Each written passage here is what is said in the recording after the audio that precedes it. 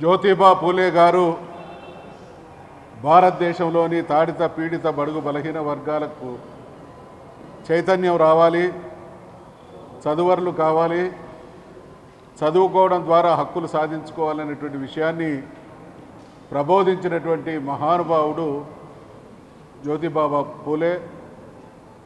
వారి మార్గనిర్దేశనంలో పయనించి వారిని పూర్తిగా తీసుకొని బాబాసాహెబ్ అంబేద్కర్ గారు అందించినటువంటి రాజ్యాంగం ఈ దేశంలో అనేక వర్గాల ప్రజల జీవితాల్లో వెలుగు మార్పుకు కారణమైతే, స్వాతంత్రం సిద్ధించిన తర్వాత 78 సంవత్సరాల తర్వాత కూడా భారతదేశంలోని తెలంగాణలోని బడుగు వర్గాల పరిస్థితి ఈ సందర్భంగా ఈ ఇద్దరు మహానుభావులను స్ఫూర్తిగా తీసుకొని ఒక విషయం గుర్తుకొస్తా ఉన్నది.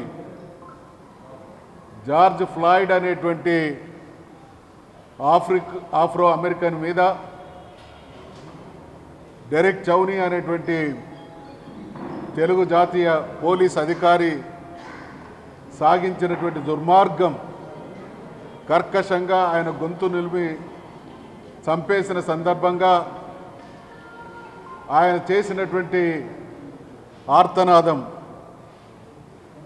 ఐఎమ్ బ్రీత్లెస్, నేను ఊపిరి పీల్చుకోలేకపోతున్నా అనేటువంటి మాట ప్రపంచవ్యాప్తంగా మారుమోగింది. ప్రపంచమంతా ప్రతిస్పందించింది. ఇవాళ ఆ స్ఫూర్తితో తెలంగాణ గడ్డ మీద ఉన్నటువంటి బీసీలమైనటువంటి మేము వీ కాంట్ టాలరేట్, మేము ఈ దుర్మార్గాన్ని సహించం, మాకు జరుగుతున్నటువంటి సప్రెషన్ అంటే అణచివేత, అవహేళన, హ్యూమిలియేషన్, అన్యాయం, ఇంజస్టిస్, ఇవాళ సప్రెషన్, హ్యూమిలియేషన్, ఇంజస్టిస్కు తెలంగాణలో ఉన్నటువంటి బీసీలు ఏ రకంగా గురి చేయబడతా ఉన్నారో, కాంగ్రెస్ పార్టీ ఎన్నికల మేనిఫెస్టోలో డిక్లరేషన్లో అనేక హామీలు ఇచ్చి ఇవాళ దిక్కున్న చోట చెప్పుకోమనేటువంటి రీతిగా ప్రవర్తిస్తూ ఉన్నది. ఒక్క ఆఫ్రో అమెరికన్కు జరిగినటువంటి అన్యాయాన్ని, దుర్మార్గాన్ని ప్రపంచం మొత్తం నిరసించింది. ప్రపంచం మొత్తం దానికి వ్యతిరేకంగా ఎలుగెత్తి చాటింది. ఇవాళ తెలంగాణ సమాజంలో ఉన్నటువంటి బీసీలకు, ఎస్సీలకు, ఎస్టీలకు ఈ సందర్భంగా విజ్ఞప్తి చేస్తూ ఉన్నాం, మనవి చేస్తూ ఉన్నాం.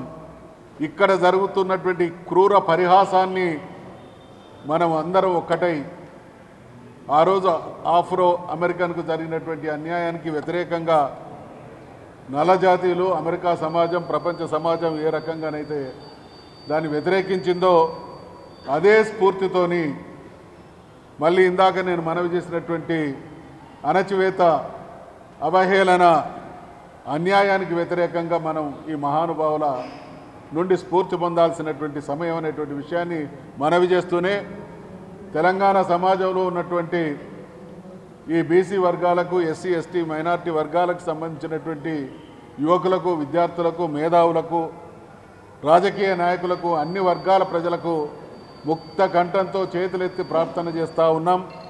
ఒక బీసీ బిడ్డగా మరి మేమందరం కూడా మా అందరిది ఒకే మాట, ఒకే బాట.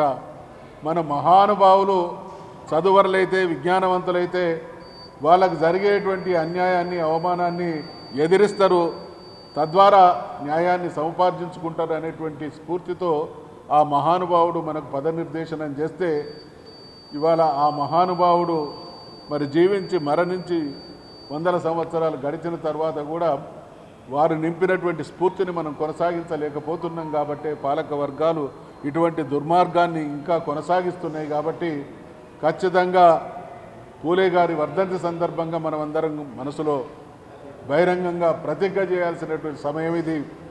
మాకు తెలిసి కావాలని, మోసం కాదు, ఇది ద్రోహం కాదు, అవహేళన. కాబట్టి దీన్ని ఈరోజు మరి ఈ దినం సందర్భంగా ఆ మహనీయుడు మనకిచ్చినటువంటి జ్ఞానాన్ని ఉపయోగించి మనం మన వాటా కోసం పోరాడడానికి పునరంకితం కావాల్సినటువంటి సమయం అనేటువంటి విషయాన్ని మనవి చేస్తాము.